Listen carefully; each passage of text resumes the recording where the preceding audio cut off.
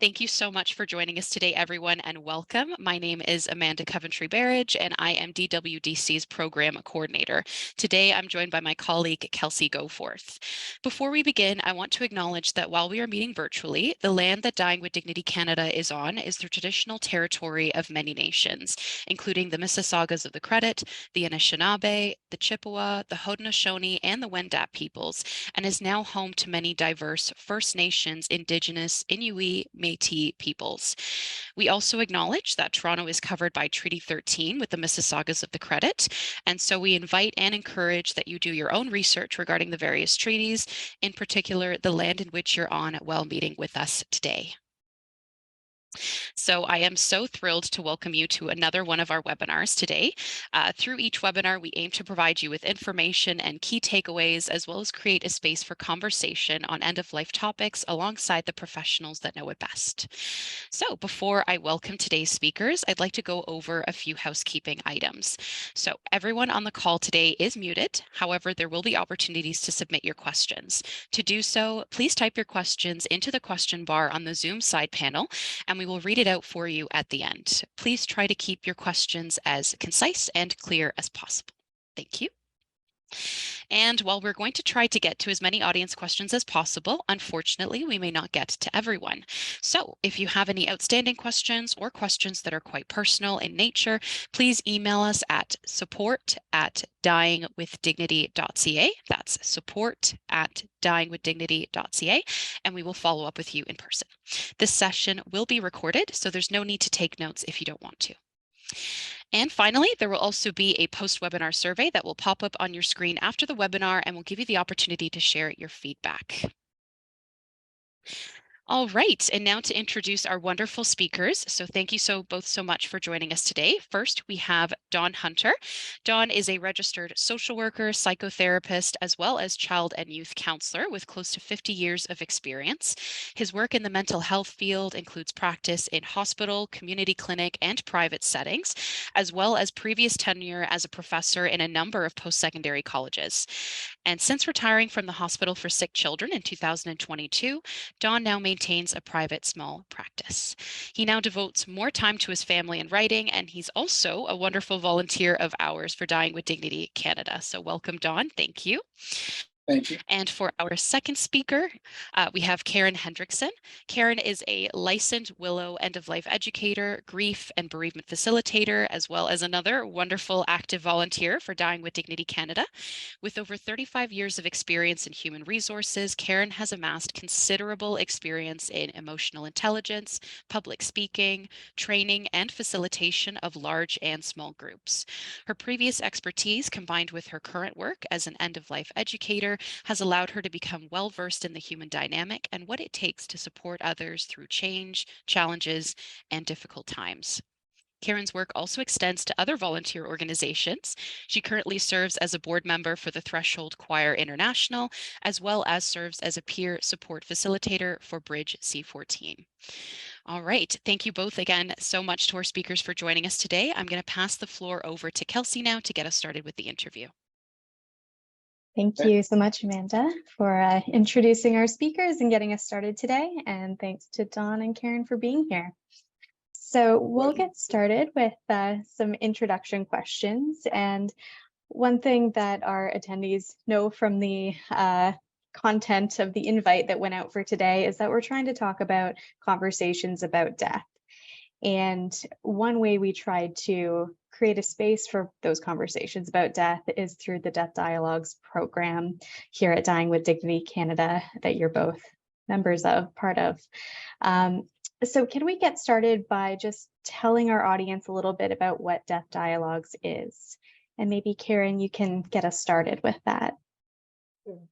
Death Dialogues is an opportunity to bring individuals together in an intimate setting, even in the online space, where we can utilize some prompts to help people with their curiosity, to not feel so afraid about asking questions, and having the experience through these dialogues and these prompts that we use to actually gain a comfort and an ease in a better understanding of the importance of talking about death and dying, and recognizing that there often is a lot more choice and option for us than we may otherwise think, both in relation to how we can approach it with respect to our own death, whether it's advanced care planning or identifying medical representatives or individual personal comfort choices, not beyond how we may choose to die, like as far as an option of MAID, but much deeper than that. And then really exploring our own self and our own self-reflection around what is important to us and what matters most to us, both in the dying, but even more importantly for me, I think it calls us to question how we can live better too. Great, thanks, Karen. Dawn, do you have anything to add when we're thinking about what Death Dialogues is? Yeah, the only thing I would add, because I think that was a great description of what happens and what the group does, is that when there are sort of a group of people, I think, that will jump at the opportunity to have a conversation about death and dying. And then there's a whole other group that don't want to talk about it. So, I mean, when I first told friends that I was going to be doing this, there were some of the friends who said, why? Why? What do why are you doing that? And other people who said, that's wonderful. So I think there's different groups of people. And I think what the dialogues group does is it opens the door for people to express their ideas and thoughts and feelings around death. And I think there's a group of people that really want to do that. There's another group of people that should do that, but not ready yet. I think just to add, I think that's a really important point, Don, because I also think too that the experience that individuals have in these sessions with us actually inspires them to actually take conversations out into their own communities with their own people, right, with their friends or their family, just because there's a little bit of an awakening that happens in relation to how, as a society, we need to be talking about this. Yeah. Great, thank you so much for that that overview of what the program is about. So next we're going to get into a little bit about what drew you both to the program. So Karen, you signed up to be a facilitator of the program. Dawn, your introduction to it was a little bit different, but we'll get into that in a second. So Karen, what inspired you to sign up to be a facilitator for Death Dialogues? Well, first and foremost, I'm highly passionate about the MAID movement and the importance of choice and options. A part of my work that I do now is that of a death doula and a death educator. And through those experiences, I can see the value. I've experienced the value and been witness to the value of supporting individuals and having conversations. And sometimes I know that people need a little bit of help into sort of stepping into those conversations. And so this opportunity for me was simply just a way to open the door and create more of that opportunity to have the conversation. I love being a part of bearing witness to what happens with individuals as they explore. Even though the Death Dialogue sessions was over a 4-week period only, which may seem rather short, there was a lot that occurred for individuals in those 4 weeks. It's magical to me. Thank you so much, Karen. And so, Dawn, I mentioned that your experience was a little different because you actually joined Death Dialogues first as a participant, and then later you became a facilitator. So can you speak to what the experience was like when you came into the program participating, and then what about that experience made you feel as though facilitating might be another step for you? Yeah, I think that the main thing for me was that that experience of being a participant in the group made some certain connections for me that were really important. One being that there are some universal fears that we all have around death and dying. And that sort of became clear as a participant in that first group, that for example, everyone's afraid of losing control. Everyone's afraid of becoming a statistic in the healthcare system and not being able to express yourself. These are sort of fears that went around the board for everybody in the group. So that was kind of reinforcing of what I believed anyway.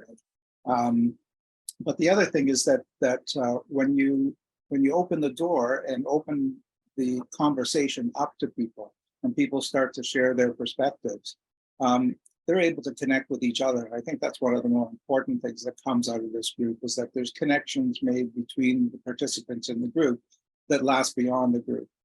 And I think that's because, like I said before, I think there's a skewed sample of people that are drawn to this, and pulled into this, and they really want to talk about it. Yeah. Thanks so much, Don. Yeah. So this is a pilot project. Many of the people coming to the session today know that this is something that we just started up this year. It's sort of a brand new program for the organization. I think it's going really well so far, and we're excited to see the interest in this program and the great work that our facilitators are doing leading these groups. But it's also interesting when you're starting something new, because you have this idea in your mind and this perception of how it's going to go, and then you get in there and maybe it aligns with what you were thinking before and maybe not. So the next question is about just that. When you were thinking about how this would work, what was your perception of the program, and did that change throughout your time facilitating, or after completing the series or many series if you facilitated a couple times now? Karen, do you want to get us started? I think that the one piece that really stood out for me was that what I really liked about it was that it was a small group of individuals together, so they could create that personal intimacy and comfort together and have that confidence in their sharing, some really brave sharing. And I think what kind of surprised me was how quickly the comfort with one another happened within the group, and how deep some of that sharing became in relation to these conversations. And so, on the one hand, not surprised because I know conversation makes a difference. On the other hand, really excited and inspired to see how quickly this particular topic can lead people in vulnerability together.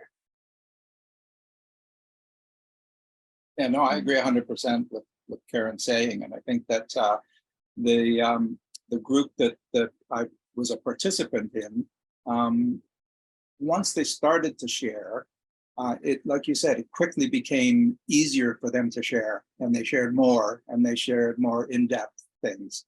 And the more they got validated for those experiences they were sharing, the closer and more intense the connection became. So, and I kind of expected that it would work, because I think it is a group of people who are already interested and curious about having a conversation about death. So I was pretty sure that it would work and it'd be helpful. It'd be interesting to see if it's opened up to the general public, whether there'd be a stampede to talk about death and dying, or it would come in dribs and drabs. I don't know. Thanks, Don. And you bring up a great point about getting more people involved in in-depth dialogues in the program. And we did want to mention today that we took a little bit of a pause in the summer, but we are hoping to have a number of sessions start up in the fall. So if anyone on the call today is interested in joining as a participant with us in the fall, we are going to put a link in the chat, and you can go fill in a little survey to get a sense of who you are, where in the country you're joining us from, what times of day work for you, and we can try to get you slotted in for some sessions starting in September. So it's a great time to get involved if you want. We'd like to get a number of groups going before the year is up, and we'll get that placed in the chat in just a moment for you. So just to get a little bit more of a sense about what your experience has been facilitating these groups, can you share a little bit about what your role looked like as a facilitator? And Don, maybe you can get us started with that. Sure. Yeah, I think I sort of, as a facilitator in any group, really, I see myself as trying to be almost like a fly on the wall to watch, to observe what all is going on and what people are all talking about, as well as trying to sort of zero in on where there might be some connections that would be good to make. Like, you just shared this and she shared this earlier, and that's really, you're on the same wavelength there. And I think it sort of puts people together, and they realize that they have connections and they're developing connections. And I think that that's part of the role. And I think the other part of the role is to make sure that we follow our code of ethics, that there's mutual respect in the group, and there's no non-judgment about your perception or your ideas or your thoughts. Everything's welcome. And I think the more that gets reinforced, the more depth we get into. Wonderful, thank you. And Karen, anything to add? I don't think so. I think, at the end of the day, it's our foremost role, I think, is to create that safety and the connection, like Dawn talks about, right? I do know in the group that I was facilitating that there was, I did also share a little bit about examples and stories from my experiences with clients that I've worked with, just to sort of illustrate some of the pieces that maybe people were having conversation about how things could be done or things could look for individuals or choices that could be made. But really, it is very much like Dawn says, it's not about us as the facilitator. It's really just about helping everybody else make their connection and find their own curiosity and their own thoughts within, right? I find it very much the same as in my coaching practice and the coaching work that I do. It's really about, some of these prompts and these questions, just allow people to find the answers and the ideas and the sentiments that are already within them. They just need some assistance in sort of creating that self-awareness, right? Thanks, Karen. And that, I think, nicely ties into something that we've touched on a little bit today, but about sort of environments that people are in their own lives, and how these conversations may or may not come up naturally in those environments. Some people have families and friends and networks that are very happy to talk about end of life, but there is still a lot of stigma, and I don't want to talk about that, or why are we talking about something that's so morbid, or all of these things. Let's worry about it later. Nobody's dying right now, so let's just push it aside. So that, I think, has a big impact on just what we get used to over time in our own lives. So part of the goal for this program is to reduce some of that stigma about talking about death and dying. So in your experience as a facilitator, did you have any of your participants express any discomfort when talking about death? And was there any observation of this discomfort lessening over time? Karen, do you want to get us started? I can remember one particular piece that we were sharing about, and that was in relation to how much do we expose children to those who are in the dying process, or how much truth do we share with them about the fact that grandma's ill and soon going to die, and how do we support them actively in their grief as well. And there was a particular, there was discomfort in that children didn't belong there. And through a lot of exploration together, there was, for a couple of individuals in the group, oh yes, this does make sense.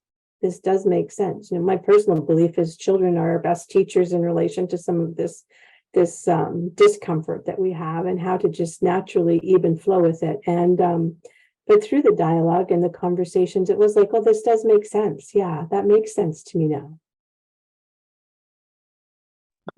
Thanks, Karen. And Dawn? Yeah, I mean, one of the things that makes me think about is well, generally just how much superstition is in people's lives, and people sometimes feel that there's a superstition about talking about death, that somehow if you talk about it, you're going to bring it closer. So I think there's that kind of happens, and that, I think, starts things out in a bit of an awkward, uncomfortable way. But once they are able to open it up and talk about it and realize that everybody's accepting of almost any ideas or thoughts about the situation, then the connections happen, and then we start to really talk about things. I mean, there were people that were in the group that I was in as a participant, and the one I facilitated, was that they were uncomfortable to share that they were actually dying themselves. So it was because they didn't want to negatively impact the group. Once they shared that, they were amazed with the validation that they got, and how they were brought into the conversation, and people were interested and curious. And I think that that was really profound to have that experience. Great, thank you both. And I think it's always wonderful to hear that, to hear about people really getting something out of the program, and experiencing other ways of thinking, and being in a space that's safe enough to really explore those different ideas and thoughts. So I appreciate that from both of you. So we're talking, a lot of the people on the call today haven't been to a Death Dialogues program before. So I think people are eager to hear what are some of the topics that are covered in the sessions? What do we go over usually?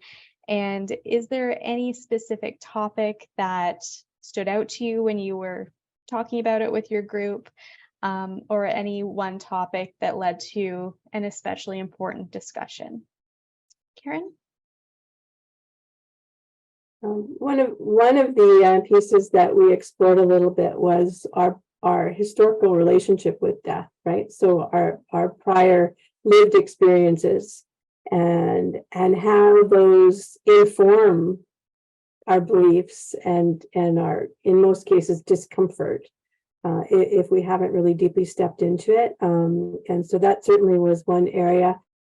And then as we began to have those conversations, I'm peeling the layers in relation to what they would have wished for versus what they experienced.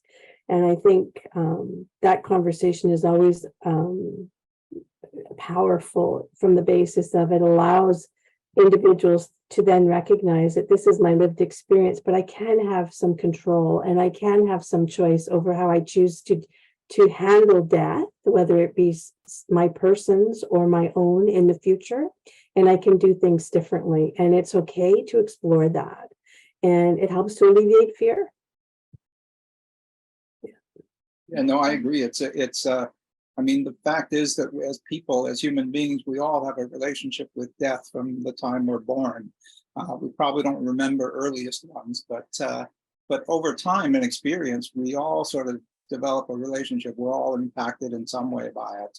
And I think as soon as you say, consider your sort of history with death in your life, I think people automatically go back and connect with a number of different events that come to their mind. And by helping them to have an opportunity to share that, once again, I think people start to see, well, everybody's had these kinds of experiences, profound losses, even losses that were very significant for people they didn't know. I told the story about that I was in front of the TV when John F. Kennedy was assassinated because I was sick at home from school. And I remember that had a huge impact on me. I never met the guy, but I remember crying and being upset because I could see everyone, it looked like everyone in the world was crying, right? And those kinds of events have an impact on you as you develop your ideas and your beliefs about death and what comes after. Mm-hmm. Yeah, I think there was real power too, and I use that word a lot because I find these conversations powerful, but there was a lot of power and magic that happened in the group conversations when people were either sharing a lived experience that felt negative for them, right? And maybe isolating and those types of things versus individuals who actually shared really positive experiences. And so, when we get the opportunity to look at both sides of this equation, we get to see that it can be different. And we have the control over helping to make it better than it might otherwise be, which is sort of, in my work, that's what I talk about people all the time, is that when we have dialogue and you plan and you do some of the things that are important and matter most to you, then we actually have good control over making it better than it might otherwise have been for ourselves and those around us. Well said, I agree, yeah. Thank you both. And I like, Dawn, how you spoke to some of the sort of experiences that shape how we got to this moment. And then Karen, you pick up on how we can take all of those experiences and shape how we want things to go moving forward. So I think that's very interesting. Dawn, as well as your story about JFK and those different things that influence our grief and our death thoughts and different ways that grief can look and manifest, and it's not always in ways that you suspect it will. So very interesting. Thank you. So we're hearing a lot of stories and reflections, and this has been wonderful so far. I'm curious if you could speak to, looking back at your experiences as facilitators, is there a favorite part that you have about facilitating? Anything that comes to mind? Dawn, anything you can think of? Well, my favorite is always to talk about what comes next. Everybody is sort of, you get groups that are worried about what comes next. There are people who have very firm beliefs about what comes next. And I think sharing those beliefs and validating each other is really quite remarkable.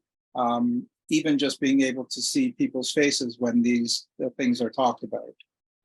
So it's that sort of really sort of triggers my curiosity and my interest. Because I have no idea what comes next. So Yeah. It's a mystery, right? It's a big mystery. Absolutely, yeah. It's totally a big mystery, and that none of us really know. But I know within the group that I facilitated, there was a lot of different perspectives on what comes next, and it was really interesting to see in their dialogue with each other how this idea of an alternative possibility could be, whether it was an individual who was, had a staunch belief that there was nothing after, that when you die, you're done, that's it. And then others who had, quite firm religious beliefs, right? And all of these are okay, because it's what brings us comfort and what holds us true to our own beliefs, right? And what have you. But it was lovely to see the individuals so open to considering alternative possibility, because it is a mystery. But I think the beauty in that is, as a mystery, we get to choose a belief that can bring us comfort. Exactly. Yeah. Thank you. So we're going to switch gears a little bit and move a step away from the Death Dialogues program specifically, and talk a little bit more generally just about conversations about death and their importance.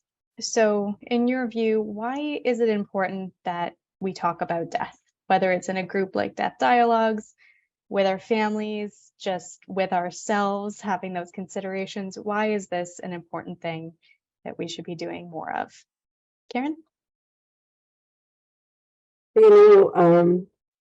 A number of years ago, when I was a wee little girl, my dad taught me that when we talk about what we're afraid of, then we have some control over how we react to it. So, I was very young. I was 5 years old. I was scared to death of thunder and lightning storms at night.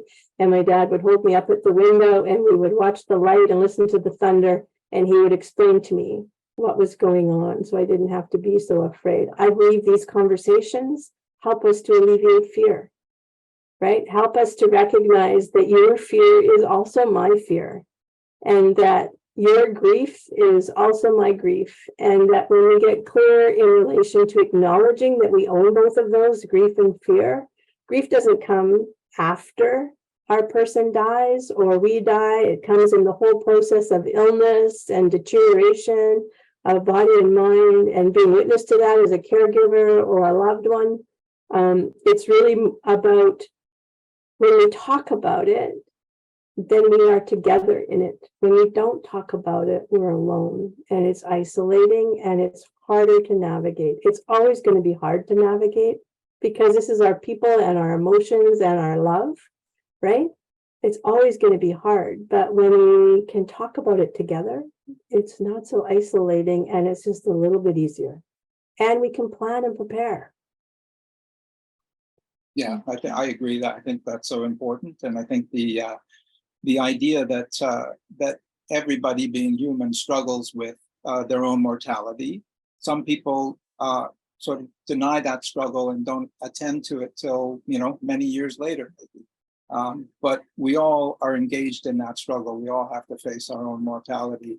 One of the things that comes out to me in both the groups that I was in was that there were a lot of people that were more afraid of losing loved ones than they were afraid of dying themselves. And that sort of resonated with everybody. Everybody said, yeah, and then they started to talk about some of their losses that they've had or ones that are coming up, that they know are coming up, and how some family members don't want to talk about it. There's no point in talking about it. What good will that do? And I think we see what good it does to talk about it. Thanks, Dawn. So both of you are very experienced in your lives. You've supported people through many challenges in their lives, including end-of-life conversations. But as people, we're continuing to learn new things as we move along. So I'm curious about what you've learned from this experience in particular through either participating like you did, John, in a Death Dialogues program, or facilitating as you both have done. Anything that you learned from that experience about people, about our thoughts about death and dying, about yourselves, anything that you can share with us today? John?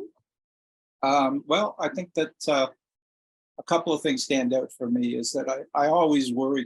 I use a lot of humor when I do my work, whether it's presenting or whether it's my clinical work with clients.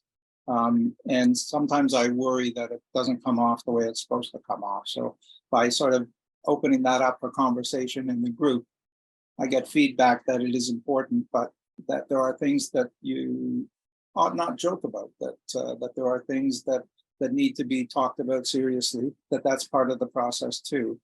But the humor is really the sort of absurdity of the whole thing, that we all have to struggle with this and come to terms with our own death and the loss of what we love in life.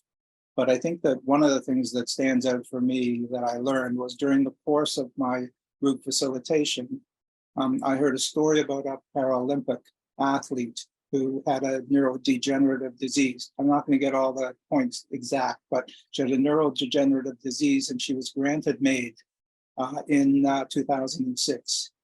She continued to fight and to have as good a life as she could. And she didn't actually use MAID until 2016. And she said that getting permission for MAID gave her the will to make the best of every day she was alive. So it actually, talking about it, dealing with it, having a plan and having control allows you to live better now. I learned that. Thanks, Don. Karen? Yeah, that to me is the whole connection between living and dying, Dawn, right? Is that our death is our greatest teacher and can call us to truly show up today, right? And live in ways that are meaningful and matter most to us. I think what I'm always really surprised at, even though I've had this experience a lot in group conversations around death and dying, is that there are many people out there, as Don says, who don't want to talk about this at all, or think they don't want to talk about it. But what I am always so surprised at is that when we do step into the conversations, we're grateful. And even whether I've done that as a facilitator or I've done it personally with my family or whomever, when I sort of push the conversation, sometimes in the end we feel better for it. We feel better for it. For myself, on a personal level, what I know is that every time I have an opportunity to engage in conversation around death and dying, whether it's as a facilitator or just in a group, is that I learn something new. I've been doing this for a long while now. I've been in this space for a long time now, and I've worked with a lot of individuals. I still learn about myself every day, every conversation. And even though as a facilitator, there could be an idea that, maybe you know more, or you have more experience with this, or you've been exposed to it more, whatever it might be. The reality is that I also have learned that when it comes to my own personal people and circumstances that we're dealing with here, right, whether that be chronic illness or, imminent death of somebody, it's still really hard no matter how much you know, but it can be easier. It can be an easier hard. And so I'm reminded of that. And I'm also reminded that we're human beings and there's more of us that is similar than different, no matter how much we want to believe that we are different. We're not. Thank you, Well Karen. said. Yeah. Yes, agree. Very well said. So we're going to open it up to some audience questions in just a moment. And we had questions that came in ahead of time through the registration. We also have questions coming through now in the Q&A chat. But I thought too, I could give folks a bit of a heads up about one of the questions that we talk about in Death Dialogues, which is about a bucket list. So for those of you who don't know what a bucket list is, that's just a list of goals or things that you want to accomplish before the end of your life. So people might write a bucket list very early in their life and accomplish it or try to accomplish it over many, many decades, or people might do it closer to the end of their life, trying to prioritize those things that they maybe haven't done yet, but really, really want to do. So if anybody's interested, you're welcome to type in the Q&A anything that's on your bucket list that you might want to share with the group today. So anything that you've been thinking about or just thinking about in the moment, you can absolutely add that to the Q&A and let us know. So we will get into some questions here. So I think this question is less to do with the Death Dialogues program, but more to do about in life, in our conversations with our loved ones, how do we navigate that? So this person is asking, what can you do when the person you wish to start the conversation about death and dying with doesn't want to talk about it? So somebody, for example, who just was diagnosed with a life-limiting illness, but isn't really wanting to discuss what that illness is going to look like and what their end of life care might end up being. Any thoughts about how to try to open a discussion with somebody in that scenario? Karen, do you want to start us off? Or I can start us off. I think the first piece is always first off, are you wanting to have a conversation for them or for yourself? I think we need to be clear about that. So that's a bit of a personal sort of check-in, right?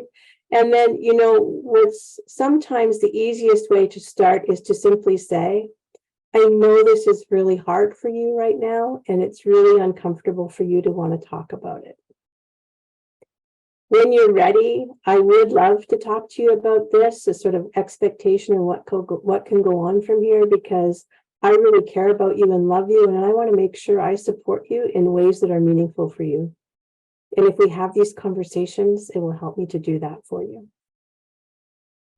Thanks, Karen. Don, anything to add? Well, what stands out for me is something Karen said earlier, which was that it's so helpful if you're afraid of something to have a plan.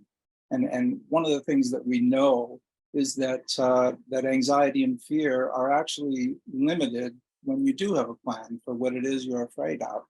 So I think that helping someone to understand that it's better to have a plan than not have a plan, that means we need to talk about it when you're ready. I think that's important, what Karen said, when you're ready, I'm here. And I think it would be good to talk about it. Great, thank you. So we've had a few questions come through that's a little bit about the format of the session. So just to give a little bit more background for people on the call today, the Death Dialogues program takes place over 4 weeks. So we're typically meeting at the same time on the same day of the week for 4 weeks. If there's a holiday or something, we move things around a little bit, but usually it's the same time and day. And it's 2 facilitators who take you through different themes each week and different prompts. So that's how that's been structured so far, just to give a bit of background and a little bit more context for everybody today. So the next person is asking about who the program is for. So is it only for caregivers? Is it only for those approaching the end of their life? Don? Well, we had a mix of both in both of the groups I was in as a participant and as a facilitator. So we had some people who had been diagnosed with a terminal illness and knew they had some limited time, and other people who had loved ones that were diagnosed with a limited or a terminal illness, and they had to figure out how to best care for them. So we had quite a mix, and I think that the end result of it was that people got something from everybody's part in the group, from everybody's perspective, looking at it from different perspectives. I think helps people to understand that when you do shift to the other person's perspective, you do see things a little differently. And I think that helps with opening up the communication between them and talking about what needs to happen to make life more joyful and happier. Thank you so much. And we are getting some questions that aren't necessarily about the Death Dialogues program or the conversations about death piece. So we're getting some questions about medical assistance in dying and what the rules are around that and that sort of thing. So just a reminder, if you do have a question that's not so much related to the topic today, we can certainly provide you with the answers to your questions, but just in a different space. So please do email us at support@dyingwithdignity.ca, and one of our support team members can get back to you with that information. So the next question is about the group size. I think this is an important question, and I like how this person worded it as well. So they're asking, what is the ideal group size for these conversations so that intimacy and open hearts are maintained? Any comments on that? And maybe Karen, you can start with that one. If I recall, I think the limit was 6, and small groups and this topic really fast track us to making personal connection, right? Because we're all human beings. We're all here with some kind of curiosity around the topic. It's why we're there. But in a small group, it really enables you to create a sense of bravery and confidence in the space. You as a facilitator, of course, we set the ground rules with respect to how we engage with each other through the process of these 4 weeks. And this is a deep topic that really gets close to people's hearts. So very quickly, that heart connection and that camaraderie and support and curiosity. So not only in what I have to share and say, but I'm really curious too about learning about what Dawn's talking about and gaining a better understanding of that, because it is a small group and everybody has the opportunity to share. So I think it well supports that concept and idea of heart connection for sure. Yeah, I would agree. I think that it's a process that I think people that volunteer to come into a group like that there's a large part of them that's already prepared to sort of get into it. And as long as the permission is there and the safety is there, then it happens. We don't have to do much as facilitators sometimes. Great, thank you. And again, since this is a new program, we're still getting used to what the ideal number is and that kind of thing. So some of our groups have had a few extra people than another group, and it's all been good. We just are trying to find the perfect number that we strive for, but that's something we continue to reflect on. Yeah, so, we had 9 in the first group I was in. Yeah, I thought yours was a little bit bigger. Yeah. Awesome. So we are, this question is kind of the opposite of the question that I think was the first one I asked from the audience ones. So that first question was about how do I have this conversation about death and dying with somebody who is dying but isn't really wanting to talk about it.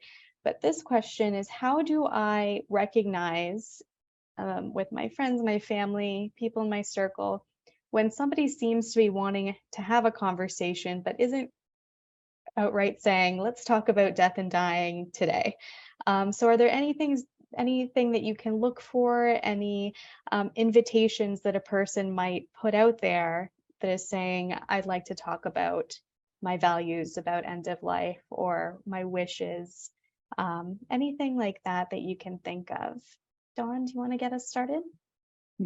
It makes me think of in the work I do and in my sort of personal relationships, if I feel like that someone wants to talk about something that's really hard to talk about, I sometimes will bring in a third voice to the conversation, say that there was someone that I read about that was talking about this issue around death and dying or getting diagnosed with a terminal illness, and they had sort of found it really helpful to talk to their family members about it.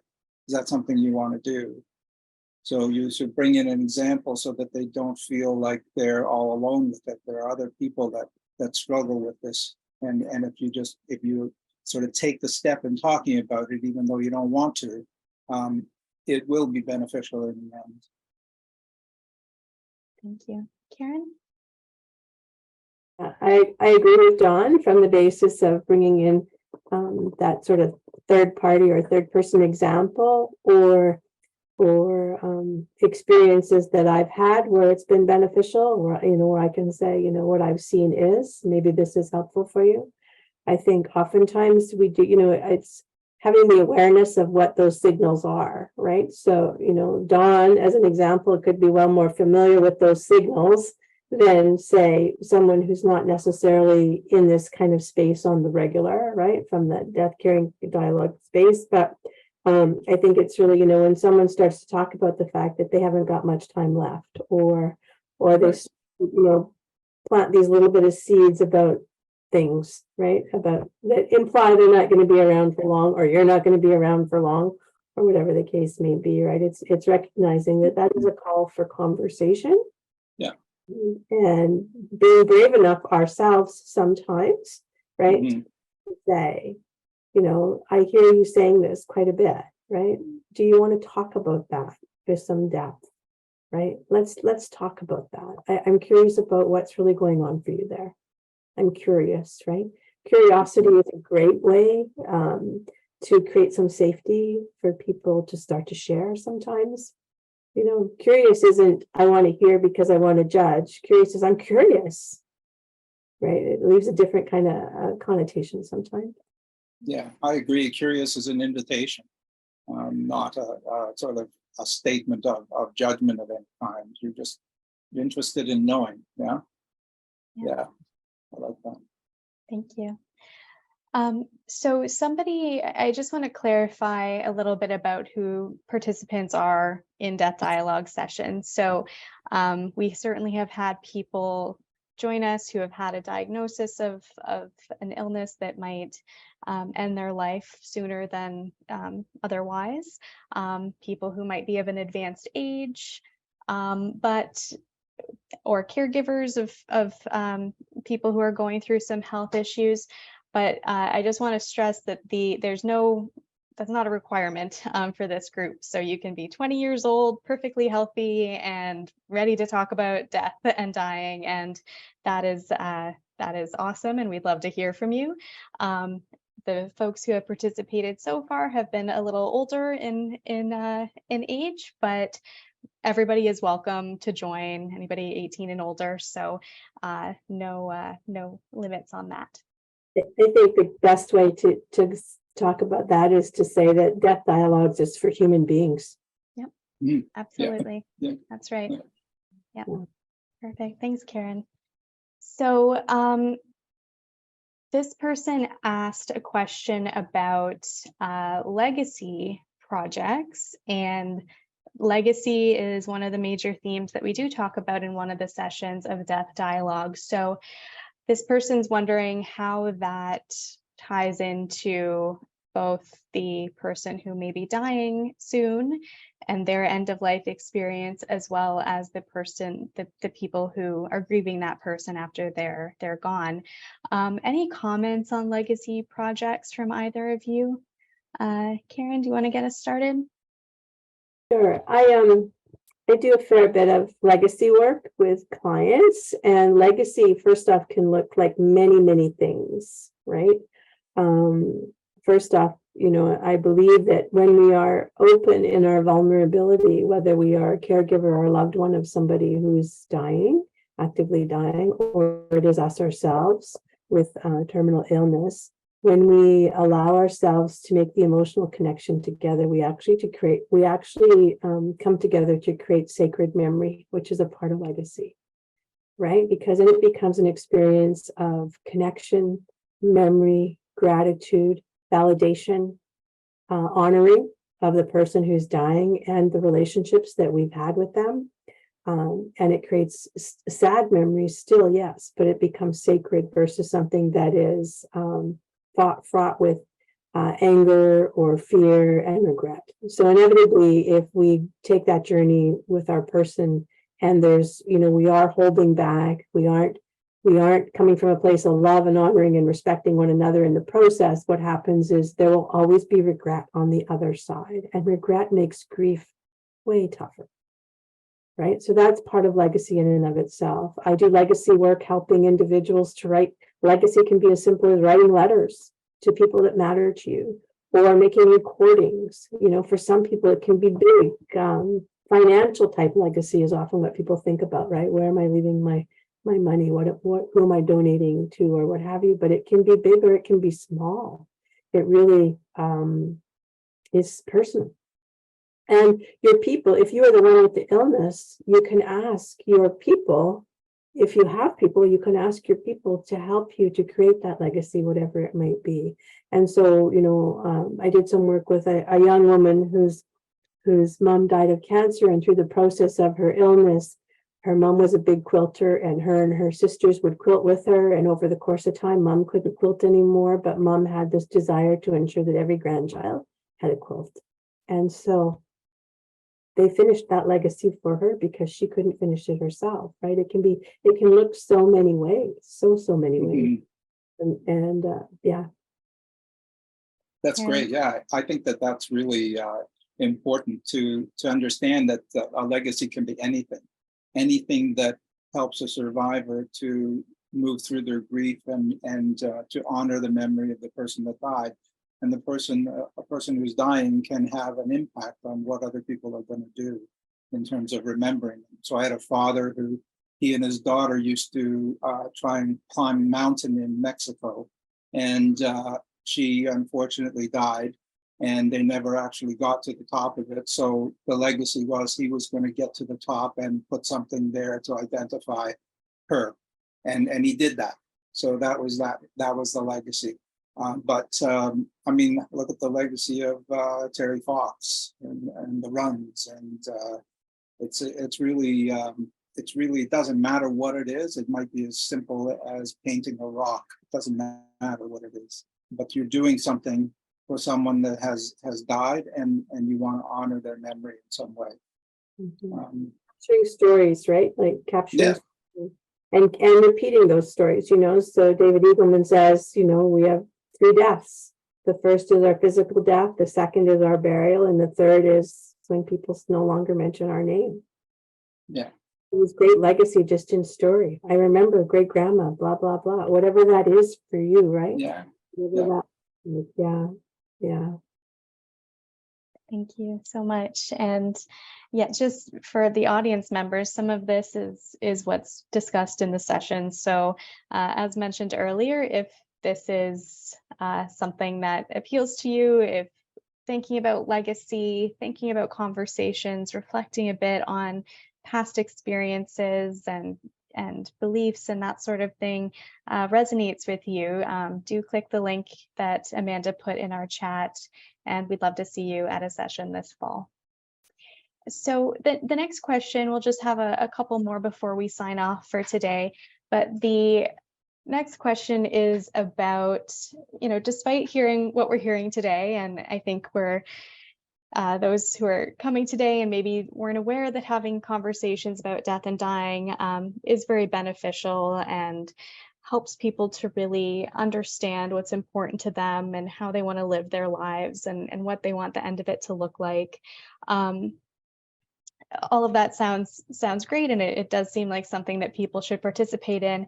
But what about the people who, despite hearing that, are still feeling like, oh, it sounds tough, and I don't know if I want to really delve into some of those painful memories that I have, or the painful thought of my not existing anymore. Maybe that's just too hard.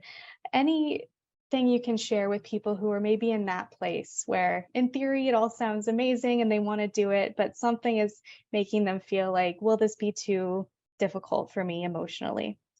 And this doesn't necessarily apply to death dialogues, but just death and dying conversations and exploring one's own beliefs in general. Don, you want to get us started? Well, it's risky. It's risky because we had someone in the last group that I was involved with who came to a session and then emailed the facilitators and said, it's not the right time for me. So, and I think timing is really important. But I think what I would say is that take a chance. If you're struggling with it and you're interested, then take that risk and see. I think it more pays off than doesn't. Thanks. And Karen? I would agree. You don't know until you step in, right? You don't know until you step in. And I think sometimes what can occur is maybe this isn't the right time for you after you step in and you recognize, oh, this is too deep. The water's too deep here for me. That's okay. But also know that sometimes then that can open up opportunity for you to then find the resources and supports that can help you in this time. Right. I think that that's always an important piece. Sometimes we don't know what's really paining us until we step in. And then when we can identify what's really paining us, then we again have some options and choice on how we can support ourselves. And that's critically important in this process, I think. Right. And the other thing I would say, too, is that, oftentimes, even those that are, when I think of the group that I did, they were eager to be there, but they were also pretty apprehensive at the same time, right? And, for some, they got to some real raw emotion and pieces very quickly. And in the end, at the end of our 4 weeks, we're actually extremely grateful for it. Yes.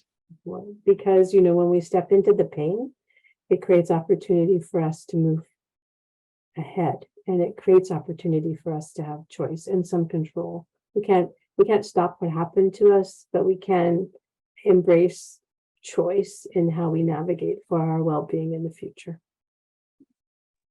Thank you. And I think you raise a good point too, Karen, about other resources and other options for people. And for those of you who may decide to join in the fall, there's much more information we can send along.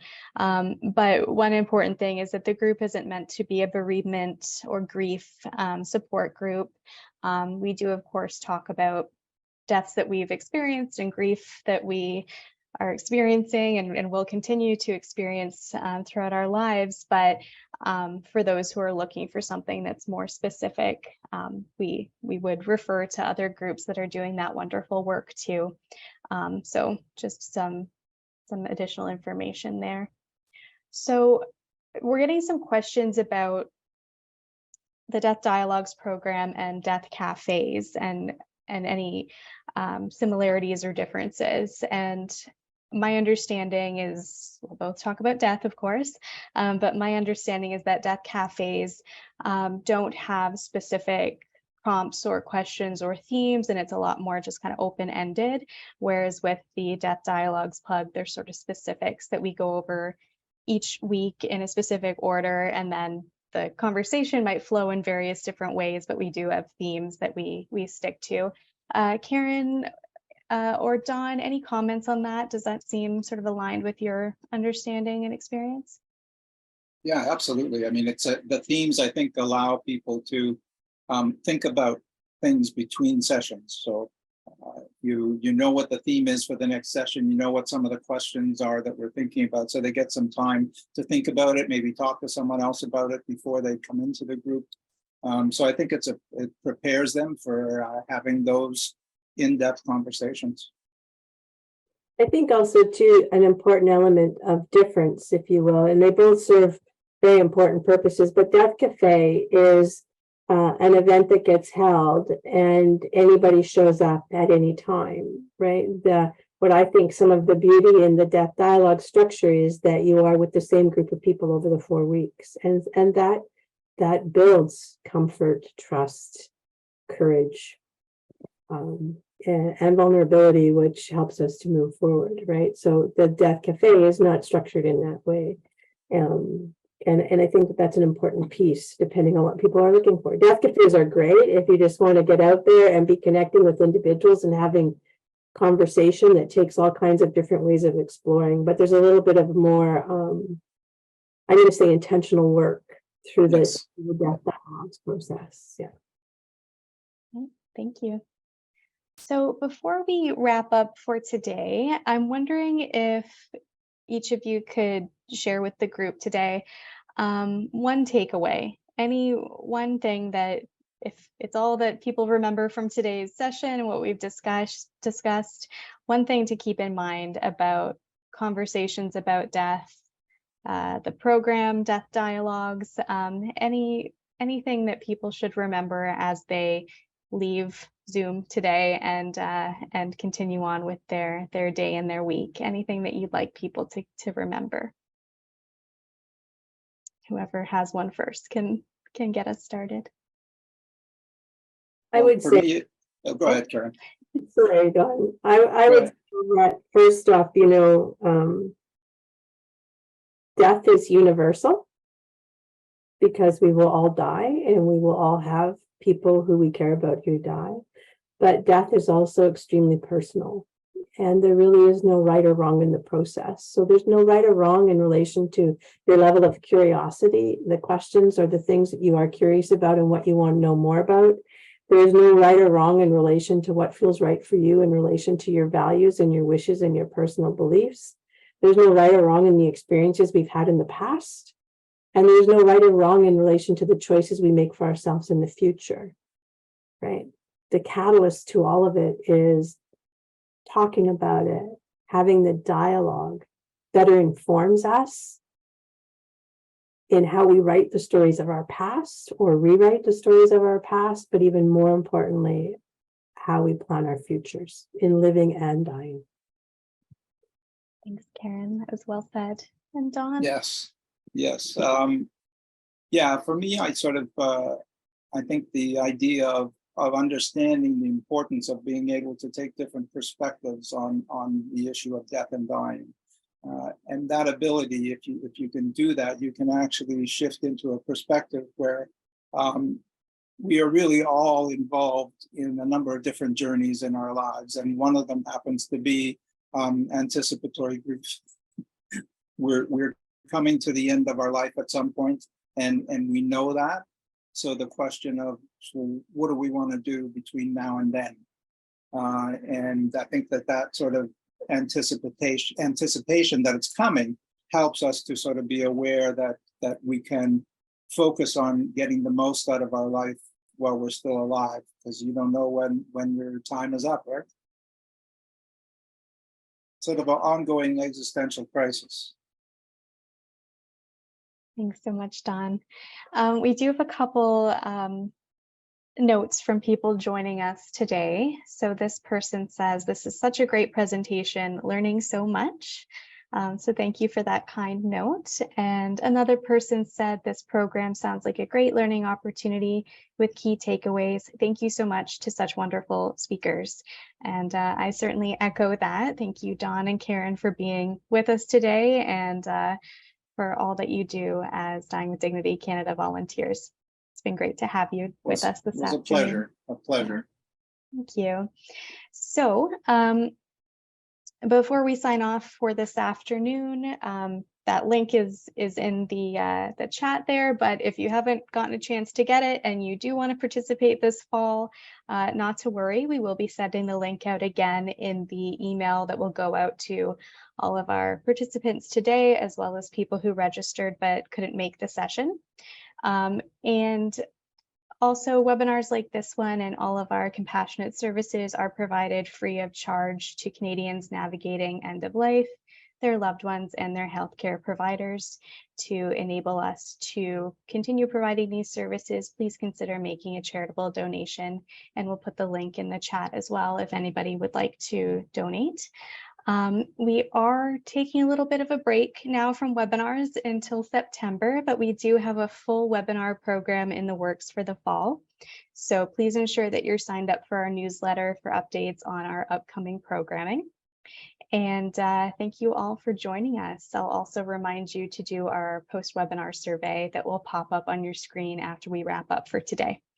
So thanks again for joining us today, and have a wonderful afternoon. Thanks, everyone. Thank you, Kelsey. Thank you. Take care. Thank you. Bye-bye.